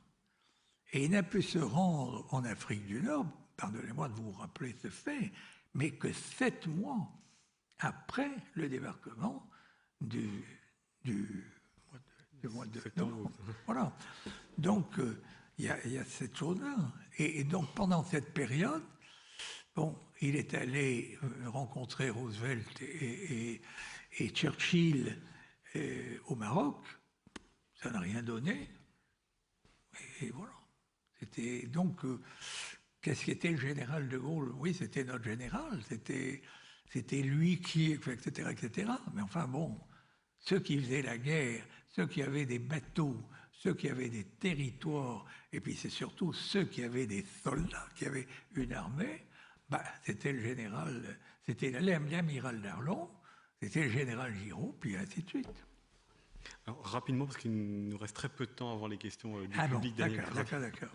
Donc il va me rester 2 questions. La première, c'est justement, donc, je reviens sur les objectifs du Conseil national de la résistance. C'était préparer les institutions de la France une fois qu'elles seraient libérées.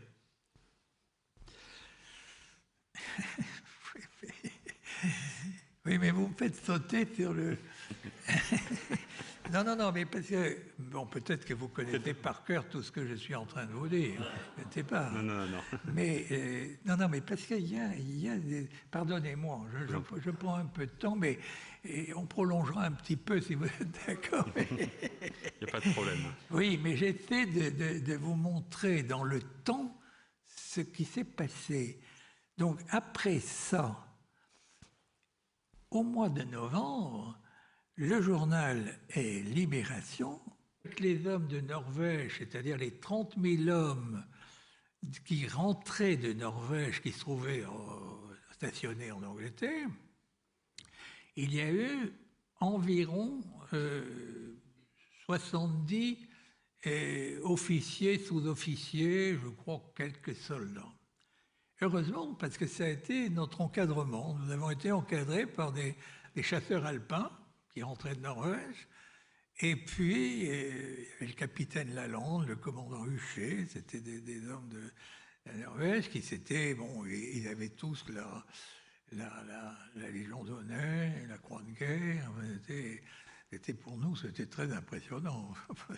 Mais alors, ce qu'on pouvait donner, c'était notre discipline. Et c'est vrai que ça a été extraordinaire parce que en à peu près 3 mois, ben, nous sommes devenus une armée. Et nous étions très... Il y avait tout. En fait, la majorité, c'était évidemment les Bretons. Il y avait entre 60 et 70% de Bretons. Mais enfin, il y avait aussi quelques autres. Quelle connaissance vous aviez de ce qui se passait ailleurs? Parce que vous étiez un petit groupe de Français, mais finalement isolé en Angleterre, isolé d'un peu du reste du monde? Vous savez, il faut savoir, enfin, aujourd'hui peut-être que tout ça a changé, mais qu'est-ce que connaît un garçon de 18 ans, de 17 ans, de 16 ans, en dehors de son ballon de football, de quelques filles qui commencent à découvrir, et puis ses études. Vous avez... Et alors non, mais il faut aussi penser, ce que je vous raconte se situe il y a 70 ans. Et la France, il y a 70 ans, ben d'abord nous étions beaucoup plus petits qu'aujourd'hui. Vous avez grandi, mais pas nous. Et c'est une autre France. Enfin, ça n'a plus... On était des enfants. Enfin, c'est ça que ça veut dire. On était des enfants. Alors vous l'avez dit, vous avez intégré un bataillon de chasseurs dans les premiers temps, mais vous n'avez pas fait que cela, puisque ce bataillon, il n'a pas duré jusqu'en 1942. Il a été dissous par De Gaulle, c'est ça? Il a été dissous par De Gaulle, parce que quand De Gaulle s'est occupé de nous, c'était très, très gentil. Il a passé la nuit de Noël avec nous. Je parle toujours de ça, parce que c'était quand même très touchant. C'était quand même le chef de la France libre. La France libre, c'était 3000 personnes. Mais enfin... Cette année 1940, vous étiez proche des mouvements de Charles Maurras. Qu'est-ce qui vous a guidé à aller rejoindre ceux qui se trouvaient en Angleterre pour poursuivre le combat? Alors, initialement, vous ne partiez pas pour l'Angleterre. Le bateau sur lequel vous montez devait aller en Afrique du Nord. Il a changé de direction, mais pour aller en Angleterre, voilà. Qu'est-ce qui vous a motivé pour poursuivre le combat à cette époque? La motivation, c'est le discours de Pétain, le 17 juin 1940. Et il a parlé à 12h30. je m'en souviens, parce que nous étions tous les trois avec mon beau-père et ma mère à écouter la radio. Et alors, nous pensions que c'est ce qu'on autour de nous, c'est ce qu'on murmurait quand on a su que le matin, le maréchal Pétain avait été nommé président du Conseil. On a dit enfin, avec lui, les Allemands sont fichus, on a gagné la guerre, etc. Et je me souviens, quand j'avais été prévenir ma mère, qui était encore au lit à midi, et je l'avais réveillée en sursaut pour lui dire, il faut que tu viennes écouter le maréchal Pétain. Et elle m'a dit, ah, mais alors, c'est le bon Dieu qui envoie le maréchal. Non, mais voilà, pardonnez-moi de citer ces choses puériles, mais ça dit le climat, et ça explique ce qui s'est passé après. C'est que Pétain, oui, c'était le bon Dieu qui pensait que la France devait s'imposer à l'Allemagne hitlérienne. Et alors, évidemment,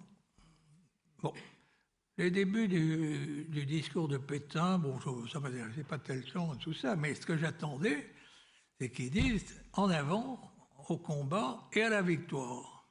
Et il a dit « je vais demander aux Allemands les conditions de l'armistice ». Et ça a été terrible. Je me souviens, c'est un des plus grands chagrins de ma vie, c'est le dernier chagrin de mon adolescence. Je suis monté rapidement, ma chambre était au premier étage, et je me suis affalé sur mon lit et j'ai sangloté. J'ai sangloté parce que j'attendais, je devais être mobilisé une quinzaine de jours après, au mois de juillet. Donc, je n'allais pas me battre. Or, c'était un devoir, au fond, depuis la guerre des 14, c'était un devoir de se battre contre les Allemands et évidemment de triompher, de gagner contre les Allemands. Et alors le maréchal Pétain, quand même, ce Dieu, c'était le dernier grand. Aujourd'hui, peut-être que tout ça a changé, mais qu'est-ce que connaît un garçon de 18 ans, de 17 ans, de 16 ans, en dehors de son ballon de football, de quelques filles qui commencent à découvrir, et puis ses études. Et alors non, mais il faut aussi penser, ce que je vous raconte se situe il y a 70 ans. Et la France d'il y a 70 ans, d'abord nous étions beaucoup plus petits qu'aujourd'hui. Vous avez grandi, mais pas nous. Et c'est une autre France. Ça n'a plus. On était des enfants. Enfin, c'est ça que ça veut dire. On était des enfants. Alors vous l'avez dit, vous avez intégré un bataillon de chasseurs dans les premiers temps, mais vous n'avez pas fait que cela, puisque ce bataillon, il n'a pas duré jusqu'en 1942. Il a été dissous par De Gaulle, c'est ça ? Il a été dissous par De Gaulle, parce que quand De Gaulle s'est occupé de nous, c'était très, très gentil. Il a passé la nuit de Noël avec nous. Je parle toujours de ça, parce que c'était quand même très touchant. C'était quand même le chef de la France libre. La France libre, c'était 3000 personnes. Mais enfin, c'était très émouvant de penser qu'il était venu, probablement avec les plus jeunes. Enfin, il a passé la nuit de Noël avec nous. Et c'était quand il a dissous votre bataillon pour en faire autre chose. Alors, il était venu auparavant, il était venu quelques semaines auparavant. Il rentrait d'Afrique, où il avait fait son premier voyage en Afrique, et il nous a dit, en Afrique, il y a des soldats noirs, mais ils n'ont aucun encadrement. Et vous deviendrez leurs officiers et leurs sous-officiers. Et donc, il faut dissoudre le bataillon et il faut le recomposer, c'est-à-dire qu'il va y avoir un groupe qui prépare les officiers, un groupe pour les tanks, un groupe pour les motos, les canonniers, etc., etc. Et puis, tous, vous encadrerez ces troupes que nous pouvons avoir. Nous pouvons avoir quelques milliers de soldats. Et ça a été terrible. Ah oui, ça, c'était terrible. Je me souviens très bien, après que De Gaulle est parti, et donc nos officiers nous ont lu la liste dans chaque... Ça faisait 4 mois et demi, 5 mois, que nuit et jour, nous partagions tout avec quelques centaines de jeunes qui n'avaient aucune nouvelle de France, pas plus de Bretagne que du Pays Basque et que de n'importe où. Il y avait pas, ça ne circulait pas. Après, il y a eu un petit peu de temps en temps, mais enfin, au début, nous n'avions absolument aucune nouvelle. Et donc, c'était notre famille, c'était notre patrie, c'était tout. C'était la première fois que nous quittions la France. Il y a une chose, il faut comprendre quelle est la France de cette époque. Il y a 70 ans, on passait les vacances ensemble, les grandes vacances, quand on en avait, et puis on allait au bain de mer, si on allait au bain de mer, mais je veux dire, on restait... Les gens ne quittaient pas la France. C'est tout à fait un autre univers que celui d'aujourd'hui, où on passe son temps à circuler en avion, enfin, de toutes les manières.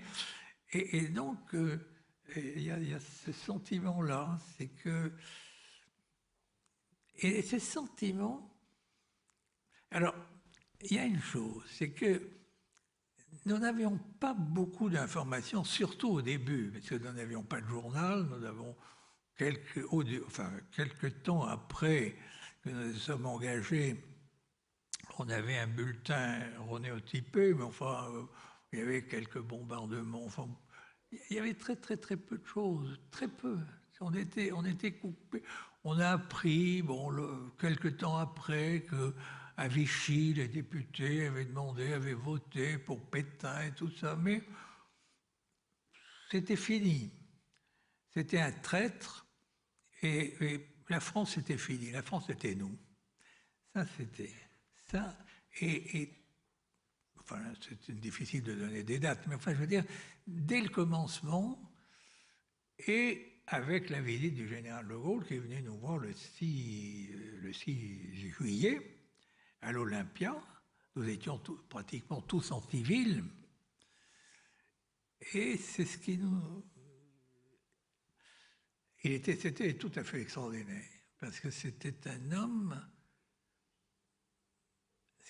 qui ne partageait pas, mais qui commandait. Et il a dit ce qu'il allait faire et ce que nous allions faire. Et je me souviens, la première phrase qu'il nous a dit, je ne vous féliciterai pas d'être venu, vous avez fait votre devoir. Très intimidé. Il avait 42 ans à ce moment-là. Il avait l'âge de mon père. Mais lui est très aimable. Et alors, il m'a demandé, mais qu'est-ce que vous voulez boire? Bon, je ne savais pas, je buvais de l'eau. Il a dit, mais de l'eau Perrier. Il a dit, mais écoutez, il ne faut jamais manger en prenant de l'eau gazeuse, parce que sinon, ça va vous donner des ballonnements. Voilà les première rencontre avec lui. La première rencontre avec lui. Puis alors, tout de suite, une fois qu'on a commandé, il était curieux, mais il m'a dit, mais alors, pourquoi vous êtes-vous engagé? Je lui ai dit, parce que la guerre était perdue et que le général de Gaulle continuait. Il me dit, oui, mais le maréchal Pétain avait été pour la paix. La France a signé la paix. Et alors, je lui ai raconté ce que j'ai essayé de vous dire. C'était un traître, que Pétain était un traître, et que, c'était inadmissible, etc. Et il m'écoutait. Et alors, voyons que cet homme, qui avait l'âge de mon père, m'écoutait, était en train de commencer à dîner.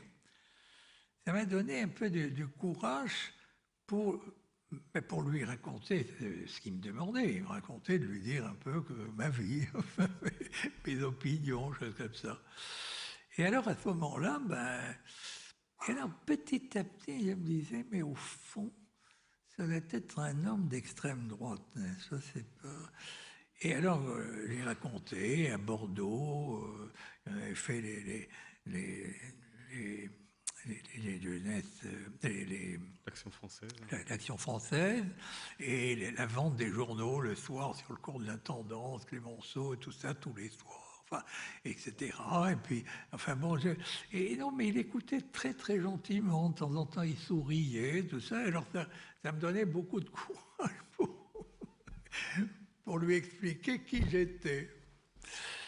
Et alors, quand j'ai eu terminé, et il m'a dit, mais au fond, je me rends compte de la chance que j'ai eue d'avoir un père qui était d'extrême gauche. Ah bon? Je n'ai rien dit. Je vous le dis à vous, mais je n'ai rien dit. Et alors, c'est très curieux, c'est la seule fois, il m'a raconté, il a défendu Dreyfus jusqu'à la réhabilitation de Dreyfus. Bon, il me disait, peut-être qu'il ne sait pas que Dreyfus est un traître, n'est-ce pas? Alors peut-être, mais je n'ai rien dit, parce que quand même, là, ça avait l'air très important dans sa famille. Voilà comment ça a commencé. Et puis alors, après, bon, quand c'était fini, il m'a demandé des nouvelles de Londres, ce que je faisais à Londres, etc., etc. Et puis nous sommes sortis, nous sommes partis le long des quais. Il devait être 10h30 ou 11h du soir. Et puis nous avons marché, puis nous avons pris une rue qui aboutissait non loin de la gare de Perrache. Il a dit, regardez, il s'est arrêté au bout de la rue, il a dit, regardez le numéro, vous lirez le nom de la rue en sortant, on était presque au bout, et demain matin, je vous attends à 7h du matin ici. Et bonsoir, et il a claqué la porte.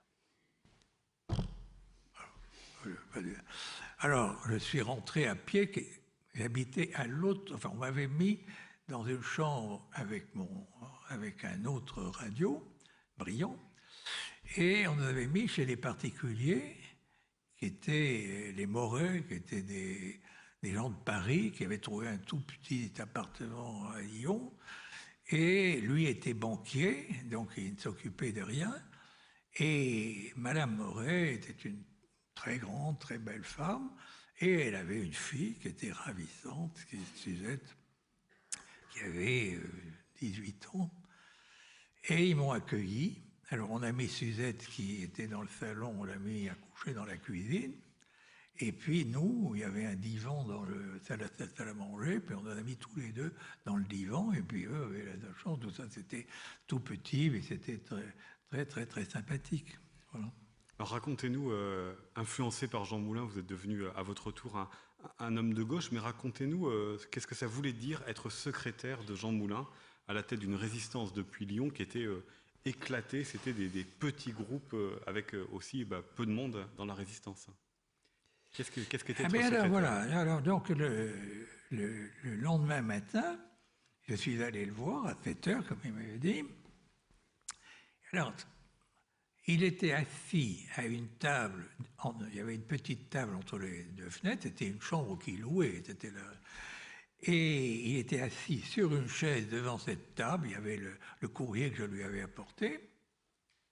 Et moi, il m'avait installé dans le fond. Non, absolument pas. J'avais entendu parler du général de Gaulle parce que la veille, enfin ça fait partie des coïncidences de la vie, la veille de la nomination du général de Gaulle, je crois que c'était le 7 juin 1940, dans le cabinet du maréchal Pétain, nous avions été voir le chef de la section d'action française d'Oloron-Sainte-Marie, qui était à 25 km de chez nous, dans les montagnes.